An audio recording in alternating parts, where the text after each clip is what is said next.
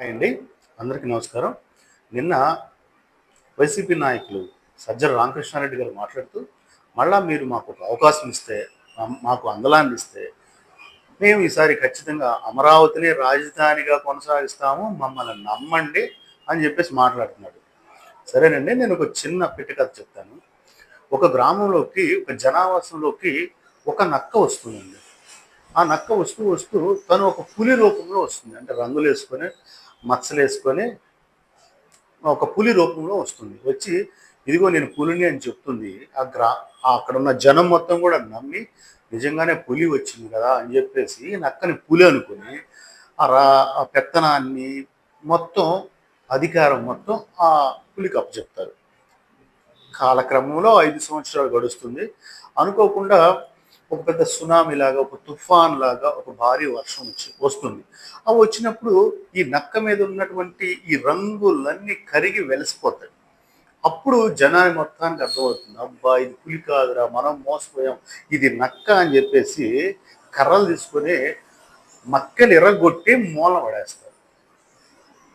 సరే, నేనేం చెప్తున్నానంటే, ఇదే వైసీపీ నాయకులు ఇంతకుముందు ఎలా మాట్లాడారండి అమరావతి గురించి?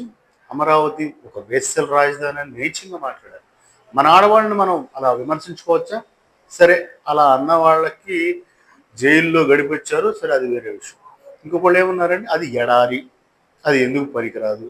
ఇంకొకళ్ళు ఏమన్నారు, మహాకూటమి ప్రభుత్వం ఏర్పడిన తర్వాత ఒక వర్షం పడినప్పుడు రాజధాని అంతా మునిగిపోయింది, అక్కడ రాజధాని నిర్మాణం, భవనాలు కట్టడానికి అవకాశం, ఆస్కారం లేదు అని మాట్లాడారు కదా. ఎన్నెన్నో మాట్లాడారు. రాజధాని మహిళలను ఎంతో అవమానించారు. ఇంకా ఎన్నో మాట్లాడారు. మరి ఇవాళ వచ్చేసి మళ్ళా మేము అమరావతిని కొనసాగిస్తామంటే నమ్ముతారా? సరే, మీరు విశాఖపట్నంలో రాజధాని అన్నారు. మరి విశాఖ చుట్టుపక్కల ఉన్న ప్రాంతాల వాళ్ళు ఏమనుకుంటారు? మాకు ఇక్కడ రాజధాని వస్తే మా ప్రాంతం అభివృద్ధి చెందిందని వాళ్ళు భావించుంటారు కదా. మరి అలానే కర్నూలు కూడా, వాళ్ళ చుట్టుపక్కల ప్రాంతాలు కూడా భావించి ఉంటారు కదా.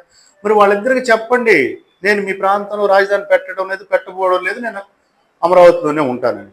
అప్పుడు వాళ్ళు కనీసం ఇలా మీరు వాళ్ళని క్షమాపణలు అడిగితే కనీసం జనం మిమ్మల్ని క్షమిస్తారు. ఈసారి ఆ 11 సీట్లు ఏదైనా 1-2 అనుకోకుండా వస్తే రావు చెప్పలో అవకాశం ఉంటుంది.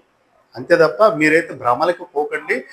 ప్రతిసారి జనం మోసపోరండి. ఎంతటి తెలివిగల వాళ్ళైనా ఎదుటివాడి గమ్మత్తుకి మత్తుకి పడిపోయి ఒకసారి నష్టపోతారు, ఒకసారి నమ్ముతారు. కానీ ప్రతిసారి జనం మోసపోరు, నమ్మరు. ఇదైతే గుర్తుపెట్టుకొని ఏది ఏమైనా మీకైతే మరొక్కసారి వైసీపీ వాళ్ళకి అవకాశం ఇచ్చే ప్రశ్నే లేదు. ఇది ఆంధ్ర ప్రజల మనోభావం.